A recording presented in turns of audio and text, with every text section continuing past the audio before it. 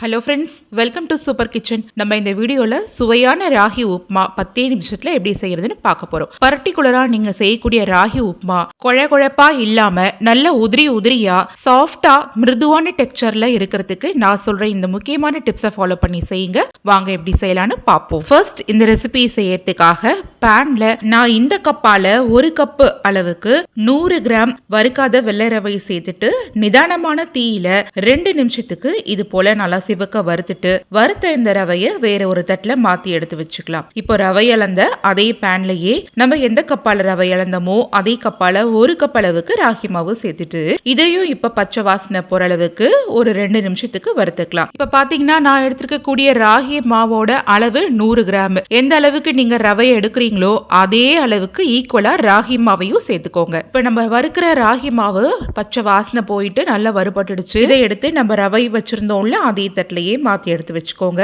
வறுத்த இந்த 2 பொருட்களும் அப்படியே ஆறிக்கிட்டே இருக்கட்டும். இதை எடுத்து ஒரு ஓரமாக வச்சுக்கலாம். அடுத்ததா ஸ்டவ்ல வேற ஒரு பாத்திரத்தில் நம்ம எந்த கப்பால ரவை ராகி மாவு இதெல்லாம் அளந்தமோ அதே கப்பால 4.5 கப்பு அளவுக்கு தண்ணீரை அளந்து இதுல சேர்த்துக்கோங்க. இப்போ இந்த தண்ணீர் அப்படியே நல்ல தளதளன்னு கொதிச்சுக்கிட்டே இருக்கட்டும். இது கொதிக்கிற கேப்ல வேற சில பொருட்கள் எல்லாம் தாளிச்சுக்கலாம். கடாயில 4 டேபிள் ஸ்பூன் சமையல் எண்ணெய் சேர்த்துக்கோங்க. எண்ணெய் சூடானதுக்கு அப்புறமா 1/2 டீஸ்பூன் கடுகு, 1 டேபிள் ஸ்பூன் வெள்ளை உருட்டு உளுந்து, 2 டேபிள் ஸ்பூன் கடலை பருப்பு இதெல்லாம் சேர்த்துட்டு நல்லா பொரிய விட்டு தாளிச்சுக்கோங்க. அடுத்ததா நான் இதுல ஒரு 10 முந்திரி சேர்த்துக்கிறேன். முந்திரி சேர்க்கறது முற்றிலும் ஆப்ஷனல் தான். விருப்பம்னா சேர்த்துக்கோங்க, தேவையில்லைன்னா தாராளமா ஸ்கிப் பண்ணிடுங்க. இப்போ இதெல்லாம் தாளிச்சதுக்கு அப்புறமா இது கூட ஒரு கொத்து கருவேப்பிலை, 2 நறுக்கிய பச்சை மிளகாய், 2 காஞ்ச மிளகாயை கிள்ளிட்டு சேர்த்திருக்கேன். இதையும் இப்போ நல்லா தாளிச்சு விட்டு வறுத்து எடுத்துக்கோங்க. அடுத்ததா 2 பெரிய வெங்காயத்தை நீள் வாக்குல நைஸா கட் பண்ணிட்டு இது கூட சேர்த்துக்கலாம். இந்த இடத்துல நீங்க பெரிய வெங்காயத்துக்கு பதிலா சின்ன வெங்காயம் இருந்ததுன்னா 20 நம்பர் அளவு சேர்த்துக்கலாம். இப்போ நம்ம சேர்த்திருக்கக்கூடிய பெரிய வெங்காயம் இது போல கண்ணாடி பதம் வர அளவுக்கு வதங்கி வந்ததுக்கு அப்புறமா 1 கைப்பிடி அளவு நறுக்கிய கேரட், 1 கைப்பிடி அளவு நறுக்கிய பீன்ஸ், 1 கைப்பிடி அளவு நறுக்கின குடை மிளகாய், 1 கைப்பிடி அளவுக்கு ஊற வச்ச பச்சை பட்டாணி சேர்த்திருக்கேன். நீங்க ஃப்ரெஷ்ஷான பட்டாணி வச்சிருந்தாலும் தாராளமா இதுல சேர்த்துக்கோங்க. அடுத்ததா 2 பழமான தக்காளியை இது போல நீள்வாக்குல நறுக்கி சேர்த்துக்கலாம். 1 டேபிள் ஸ்பூன் அளவு துருவிய இஞ்சி.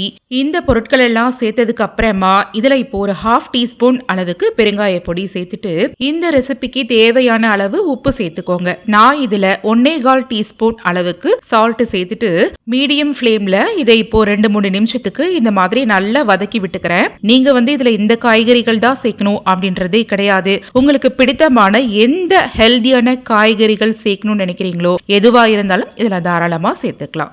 இப்போ நம்ம சேர்த்திருக்க காய்கறிகளை இது போல 2 நிமிஷத்துக்கு வதக்கியாச்சு. இப்போ கேஸோட தீய லோல மாத்திட்டு மூடி வச்சு 1 நிமிஷத்துக்கு மட்டும் வேக வச்சு எடுத்துக்கலாம்.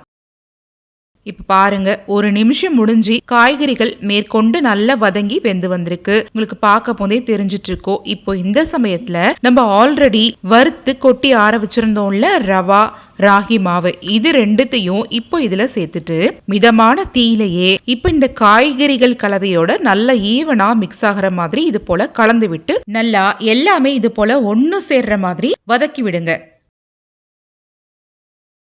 இப்போ இது போல நல்லா கலந்து முடிச்சு வதங்கினதுக்கு அப்புறமா நம்ம ஏற்கனவே 4.5 கப்பு அளவுக்கு தண்ணீரை கொதிக்க வச்சிருந்தோம் இல்லையா, அது நல்லா கொதிச்சிருந்தது. அதை நான் சிம்ல தான் வச்சிருந்தேன். இப்போ இந்த சமயத்துல சூடா இருக்கிற இந்த தண்ணீரை இதுல சேர்த்துட்டு நிதானமான தீயிலேயே இதை இப்போ கட்டிகள் தட்டாம இதே போல கலந்து விட்டுக்கோங்க.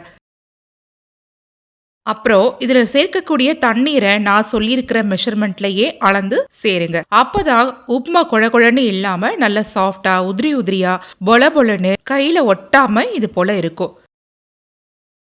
இப்போ நம்ம சேர்த்திருந்த தண்ணீர் முழுசையுமே இது கம்ப்ளீட்டா அப்சர்வ் பண்ணிடுச்சு. இப்ப பாருங்க, கட்டிகள் இல்லாம நல்ல ஈவனா இது போல கலந்து முடிச்சதுக்கும் அப்புறமா கேஸோட தீய லோல மாத்திட்டு இப்போ இதை நல்லா மூடி வச்சு லோ ஃப்ளேம்ல 2 நிமிஷத்துக்கு மட்டும் மேற்கொண்டு வேக வச்சுக்கலாம். இப்போ 2 நிமிஷம் முடிஞ்சதுக்கு அப்புறமா விருப்பப்பட்டீங்கன்னா இந்த சமயத்துல 1 டேபிள் ஸ்பூன் மட்டும் நெய் சேர்த்துட்டு நல்லா ஸ்ப்ரெட் பண்ணி விட்டுட்டு ஈவனா மிக்ஸ் பண்ணி விட்டு எடுத்தீங்கன்னா சுட சுட பொல பொலன்னு உதிரியா குழன்னு இல்லாம நல்ல அருமையான சுவையில ராகி உப்மா ரெடி.